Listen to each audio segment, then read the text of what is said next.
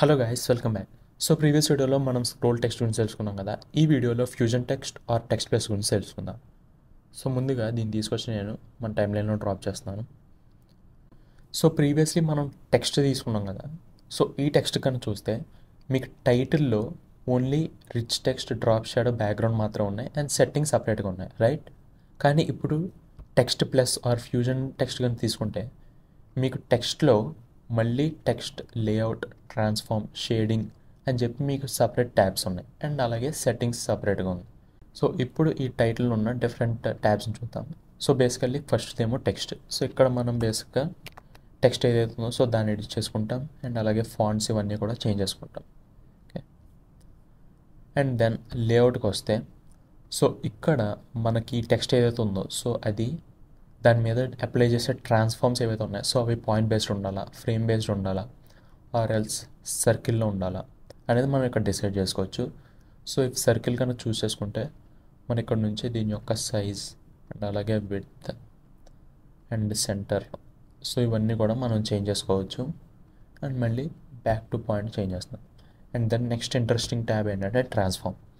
So ఇక్కడ మనం దీనిపైన అప్లై చేసే ట్రాన్స్ఫార్మ్ అనేది సో క్యారెక్టర్ వైజ్ ఉండాలా, లేదంటే వర్డ్ వైజ్ ఉండాలా, లైన్ వైజ్ ఉండాలా అనేది మనం ఇక్కడ డిసైడ్ చేసుకోవచ్చు. సో బేసికలీ క్యారెక్టర్ ఉందనుకోండి, సో ఇప్పుడు రొటేషన్ కనుక తీసుకుంటే సో ఇక్కడ నేను ఎక్స్ యాక్సిస్ రొటేట్ చేశాను అనుకోండి. సో ఇక్కడ మనకి ఈచ్ వర్డ్ ఇండిపెండెంట్గా ఇక్కడ మనకి ఈచ్ లెటర్ ఇండిపెండెంట్గా రొటేట్ అవుతుంది. కానీ మీకు ఇక్కడ చూడడానికి మాత్రం అవన్నీ ఒకేసారి రొటేట్ అవుతుందంటే అనిపిస్తున్నాయి కదా, ఎందుకంటే మనం ఇక్కడ ఎక్స్ యాక్సిస్ మాత్రం మూవ్ చేస్తున్నాం. అలా కాకుండా ఇప్పుడు మనం వై కనుక మూవ్ చేస్తాం అనుకోండి, సో ప్రతి ఒక్క వర్డ్ అది ఏ పొజిషన్లో ఉందో సో ఆ పొజిషన్లో మూవ్ అవుతుంది. ఓకే, సో ఇలా కాకుండా మనం వర్డ్స్ కానీ తీసుకున్నాం అనుకోండి, సో ఇప్పుడు ఒక వర్డ్ వెల్కమ్ టు డవించి సో ఇవన్నీ సపరేట్గా రివాల్వ్ అవుతాయి. ఓకే, అండ్ సిమిలర్లీ ఒకవేళ కనుక మనం లైన్స్ తీసుకున్నాం అనుకోండి, సో అప్పుడు వెల్కమ్ టు అనేది ఒక లైన్, సో డవించి రిజాల్వ్ కోర్స్ ఇదంతా ఒక లైన్. సో అలా 3 లైన్స్ కింద సపరేట్ అవి ఆ 3 కూడా సపరేట్గా మనకు కావాల్సినట్టు రొటేట్ అవుతాయి. అండ్ దెన్ నెక్స్ట్ షేడింగ్ ట్యాబ్లోకి వస్తే సో ఇది ఇంకా ఇంట్రెస్టింగ్గా ఉంటుంది. సో బేసికల్లీ ఫస్ట్ ఏంటంటే వైట్ ఫిల్ సాలిడ్. సో ఇది కనుక డిసేబుల్ చేసాం అనుకోండి సో మనకు మొత్తం కనిపించదు. సో ఎనేబుల్ చేస్తే so already white fill solid అంటే మనకి టెక్స్ట్ ఏదైతే ఉందో సో దాని అంత మీద కూడా మనకు ఒక కలర్ అనేది అప్లై చేసాం.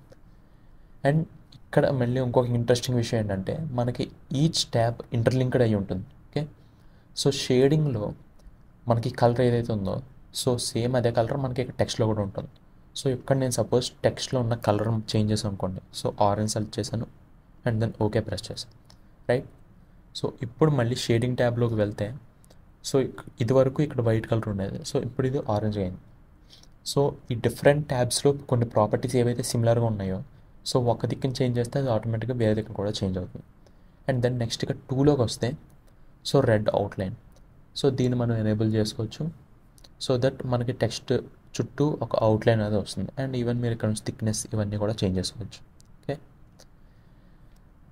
అండ్ దెన్ నెక్స్ట్ థర్డ్ దాంట్లో బ్లాక్ షాడో, సో దీనికి ఒక డ్రాప్ షాడో ఉంటుంది. సో ఇక్కడ నేను అవుట్లైన్ కూడా తీస్తాను. అండ్ దెన్ ఫోర్త్లో బ్లూ బార్డర్, సో ఇది కనుక ఎనేబుల్ చేస్తే ఆ వర్డ్ చుట్టూ ఒక బార్డర్స్ అనేవి వస్తాయి. సో బేసికల్గా ఈ షాడో ఎలిమెంట్స్ ఎందుకంటే సో మీరు ఒక పర్టికులర్ ప్రాజెక్ట్ తీసుకున్నారనుకోండి, సో అందులో మీరు టెక్స్ట్ ఏదైతే యూజ్ చేస్తున్నారో ఆ టెక్స్ట్ అంతా కూడా స్టార్టింగ్ నుంచి ఎండ్ వరకు సేమ్గా ఉండాలి. సో అటువంటప్పుడు మీరు ఏం చేయొచ్చు అంటే మీరు ఇక్కడికి వచ్చి ప్రతి దాంట్లో ఈ ప్రాపర్టీస్ ఉన్నాయి కదా, సో ఇక్కడ ఒక్క టెక్స్ట్ తీసుకుని సో మీరు కావాల్సిన చేంజెస్ అన్నీ కూడా చేసుకోండి. సో మేబీ ఇక్కడ దీని అవుట్లైన్ రెడ్ కాకుండా మీకు వైట్ కావాలి. ఓకే, సో అలాంటప్పుడు వైట్ సెలెక్ట్ చేస్తున్నాం.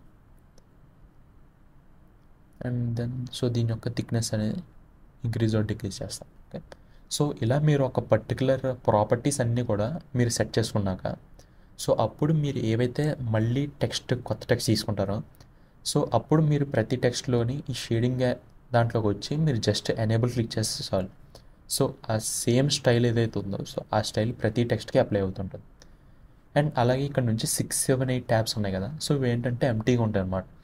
సో వీటిని మీరే ఒక నేమ్ ఇచ్చుకుని సో నెక్స్ట్ వాటిని ఎనేబుల్ చేసి సో అందులో ఏవైతే ప్రాపర్టీస్ మీకు కావాలో సో అవి మాత్రం మీరు డిఫైన్ చేసుకోవచ్చు. ఓకే, సో ఇది shading tab. And then next image. So basically మనకి ఫ్రేమ్ ఏదైతే ఉందో సో దీన్ని మనం ఇక్కడ ఎలా మాడిఫై చేయొచ్చు అన్నది. సో దీని యొక్క బిట్ చేంజ్ చేయొచ్చు ఆర్ ఎల్స్ హైట్. సో ఇక్కడ మనం ఫుల్ ఫ్రేమ్ తీసుకుంటాం.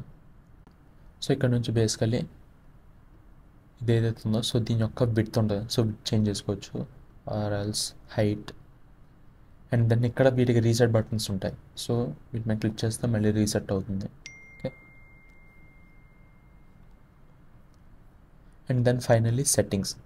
సో ఈ బయట ఉండే సెట్టింగ్స్ వేరు, లోపల ఉండే సెట్టింగ్స్ వేరు. సో ఈ సెట్టింగ్స్లో ఏంటంటే బేసికల్లీ మనకి motion blur or else applying mask, so ఈ ఆప్షన్స్ ఉంటాయి. అండ్ మోషన్ బ్లర్ గురించి మీకు ఆల్రెడీ తెలిసిందంట. సో ఇది ఎప్పుడు వర్క్ అవుతుందంటే మన టెక్స్ట్ ఏదైతే ఉందో సో దాని మీద ఏదన్నా యానిమేషన్ ఉన్నప్పుడు. ఓకే. అండ్ బేసికల్లీ ఈ టెక్స్ట్ ప్లస్ని కూడా మనం నార్మల్గా ఎలాగైతే మనం యానిమేట్ చేసుకుంటాం సో అలాగే యానిమేట్ చేసుకోవచ్చు. అండ్ అలాగే సో మనం లేఅవుట్కి వస్తే ఇప్పుడు మనం సర్కిల్ సెలెక్ట్ చేసుకున్నాం అనుకోండి, మళ్ళీ టెక్స్ట్లోకి వెళ్ళేసరికి సో ఇక్కడ మీకు ఈ టైప్ ఆఫ్ సెట్టింగ్స్ అనేవి ఉంటాయి. ఓకే. వేరాజ్ అదే మీరు మళ్ళీ